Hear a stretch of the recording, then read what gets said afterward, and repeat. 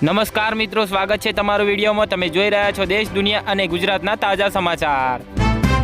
વડોદરામાં દંતેશ્વર રામજી મંદિરમાં યોજાયેલા સુંદરકાંડના સ્ટેજ પર નશેબાજે તલવાર લઈને ચડી ગઈ હંગામો કર્યો। જામનગરના પૂર્વ વિપક્ષના નેતાના ભત્રીજા વગેરે પર ફાયરિંગ કરવાના ગુનામાં એક મહિલા સહિત વધુ 3 આરોપીઓ પકડાયા। જામનગરમાં સિક્કા સર્કલ પાસે ઊભી રખાયેલી કચરા ગાડીમાંથી એક મોબાઈલ ફોનની દિન દહાડે ઉઠાંતરી કરાઈ। જામનગર જિલ્લામાં ફરજ બજાવતા 8 પોલીસ સબ ઇન્સ્પેક્ટરની આંતરિક બદલી કરતા પોલીસ વડા ડોક્ટર રવિ મોહન સૈની જોવા મળ્યા।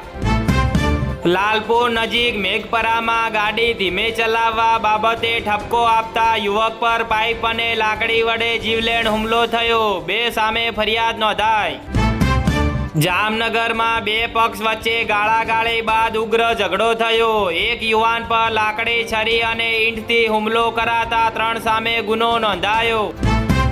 જામનગરમાં બાઇક ચાલક દારૂ સાથે ઝડપાયો। બાઇક સહિત ₹71,000નો મુદ્દામાલ જપ્ત કરાયો।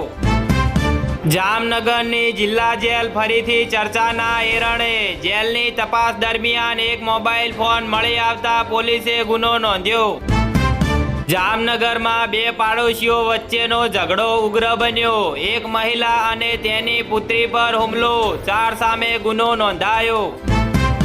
જામનગરમાં વોરાના હજીરા પાસે ભરાતી ગુજરી બજારમાં 2 રેકડી ધારકોના પરિવારો વચ્ચે રેકડી રાખવાના પ્રશ્ને ઝઘડો, બંને પક્ષ સામે પોલીસ ફરિયાદ નોંધાઈ।